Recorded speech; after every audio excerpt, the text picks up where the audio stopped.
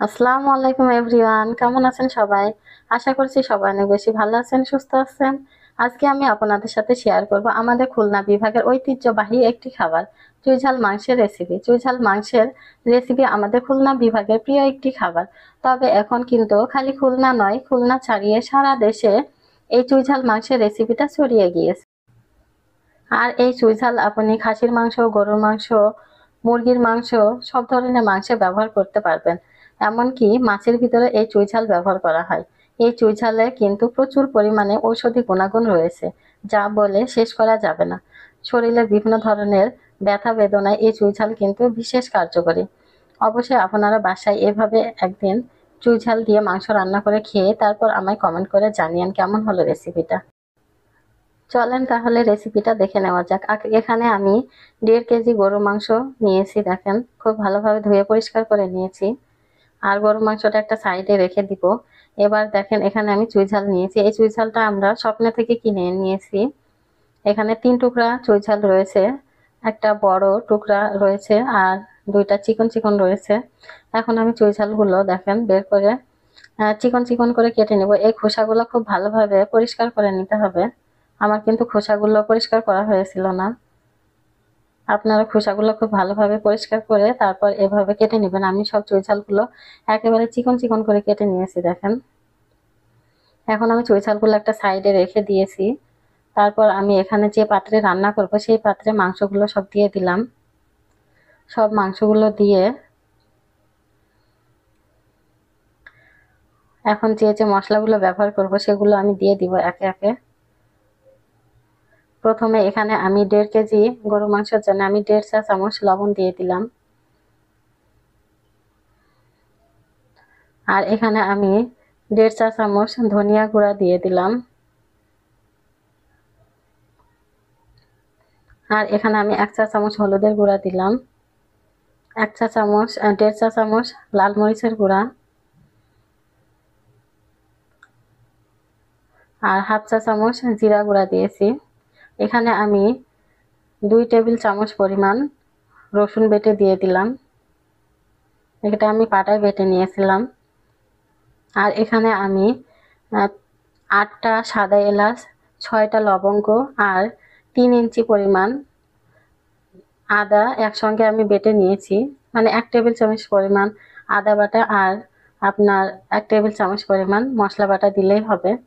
আর এখানে আমি 2টা বড় সাইজের পেঁয়াজ কুচি করে কেটে দিয়ে দিলাম। আর এখানে আমি 4-5 টুকরা দারুচিনি দিয়ে দিলাম আর 3টা তেজপাতা মাঝখান থেকে ছিঁড়ে দিয়ে দিলাম। আর এখানে আমি 4টা শুকনো মরিচ মাঝখান থেকে ছিঁড়ে দিয়ে দিলাম। আর এখানে আমি এই পিরিচে দেখেন 1 পিরিচ পরিমাণ সয়াবিন তেল দিয়ে দিলাম।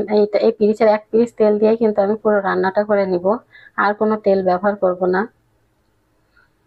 তো তেলটা দেওয়ার পর আমি সব মশলা তেল সবগুলো এখন হাতের সাহায্যে খুব ভালোভাবে মাখিয়ে নিব, যাতে সব মাংসের ভিতরে মশলাগুলো যায়। এভাবে খুব সুন্দরভাবে মাখিয়ে নিয়েছি দেখেন।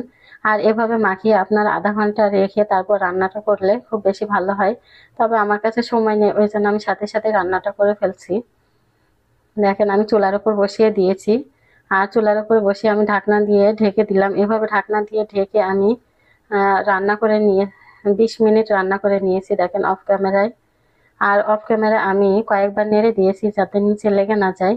এভাবে আমি ঢাকনা দিয়ে ঢেকে 20 মিনিট দেখেন রান্না করে নিয়েছি। খুব সুন্দরভাবে কষানো হয়ে গেছে। অফ ক্যামেরা অবশ্যই আমি নেড়ে নিয়েছি, আপনারা একটু পর পর নেড়ে নেবেন, না হলে কিন্তু মাংসগুলো নিচে লেগে যাবে। এখন আমি এখানে 1 বাটি পানি দিয়ে দিলাম। ওইখানে কিন্তু আমি কোনো প্রকার পানি ব্যবহার করছিলাম না। মশলা দিয়ে আমি কিন্তু কষিয়ে রান্নাটা করে নিয়েছিলাম আর চুলাটা মিডিয়ামে রেখেছিলাম। এভাবে চুলাটা মিডিয়ামে রেখে রান্নাটা করে নিতে হবে। আর আমি এখানে 1 বাটি পানি দিয়ে একটু নেড়েচেড়ে আবারও ঢাকনা দিয়ে ঢেকে দিলাম। এভাবে ঢাকনা দিয়ে ঢেকে আমি ফিরে এলাম আধা ঘন্টা পর। আধা ঘন্টা রান্না করে নিয়েছি। আর অবশ্যই আমি অফ ক্যামেরা কয়েকবার নেড়ে নিয়েছি। আপনারাও কিছুক্ষণ পর পর নেড়ে নেবেন, না হলে কিন্তু মাংসগুলো নিচে লেগে যাবে। দেখেন, খুব ভালোভাবে আমি মাংসগুলো কষিয়ে নিয়েছি।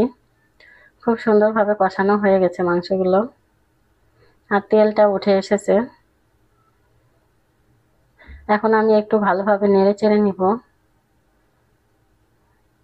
ভালোভাবে নেড়ে চেড়ে নিয়ে এখানে আমি যে চুই ঝালগুলো কেটে রেখে দিয়েছিলাম ওগুলো দিয়ে দিলাম। চুই ঝালগুলো আমি ধুয়ে পরিষ্কার করে নিয়েছি ভালোভাবে, তারপর দিয়ে দিলাম। চুই ঝালগুলো দিয়ে একটু আমি ভালোভাবে নেড়ে চেড়ে নিব।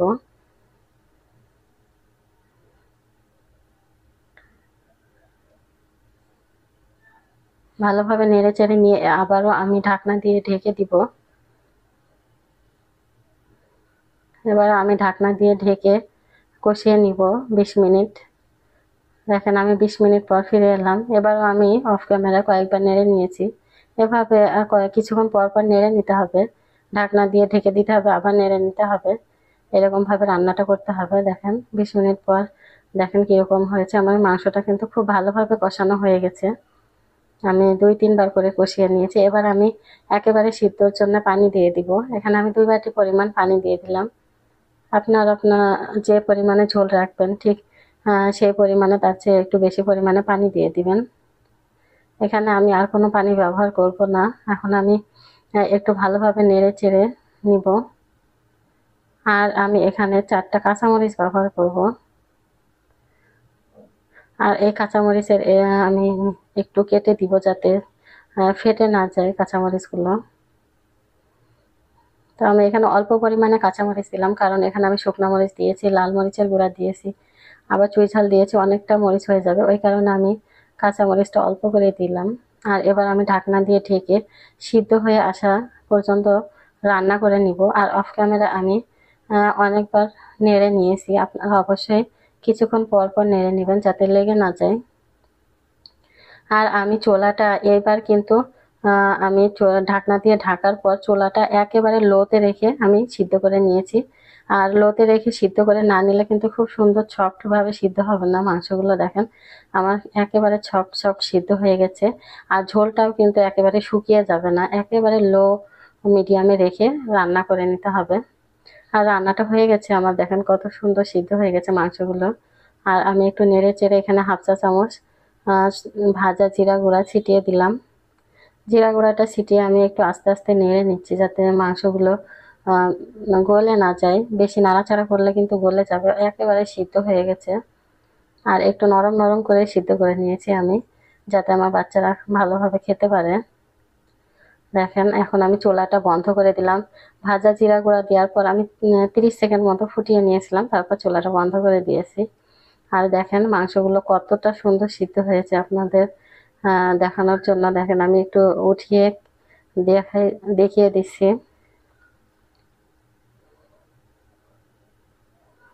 আর আমি হালকা একটু ঝোল ঝোল রেখেছি মাংসগুলো। আর এই ঝোলটাও কিন্তু ভীষণ মজা হয়েছিল খেতে, ওই কারণে আমি একটু ঝোল ঝোলে রেখে দিয়েছি। দেখেন কতটা সুন্দর সিদ্ধ হয়েছিল, একেবারে নরম সফট হয়েছিল। অবশ্যই আপনারা এভাবে চুই ঝাল দিয়ে একদিন রান্না করে খেয়ে দেখবেন কতটা মজা হয় খেতে। অনেক সুন্দর সিদ্ধ হয়েছে। অবশ্যই লাস্টের সময় আপনারা চুলাটা একেবারে লো মিডিয়ামে রেখে তারপর সিদ্ধ করে নেবেন। আর একটু সময়টাও একটু বেশি লাগবে এভাবে সিদ্ধ করতে। দেখেন কতটা সুন্দর ভাবে সিদ্ধ হয়ে গেছে। আর রান্নাটাও ঝোলটাও কিন্তু ভীষণ মজা হয়েছিল খেতে। সবাই অনেক মজা করে খেয়েছি আমরা। এই ছিল আজকে আমাদের ভিডিও। আপনাদের কাছে কেমন লেগেছে প্লিজ কমেন্টস করে জানাবেন। আর যদি ভিডিওটি ভালো লেগে থাকে প্লিজ একটা লাইক দিয়ে চ্যানেলটি সাবস্ক্রাইব করে পাশে থাকবেন। আজ এই পর্যন্ত। সবাই ভালো থাকবেন, সুস্থ থাকবেন, সবাই সবার জন্য দোয়া রাখবেন।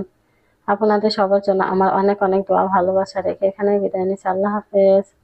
আসসালামু আলাইকুম ওয়া রাহমাতুল্লাহ।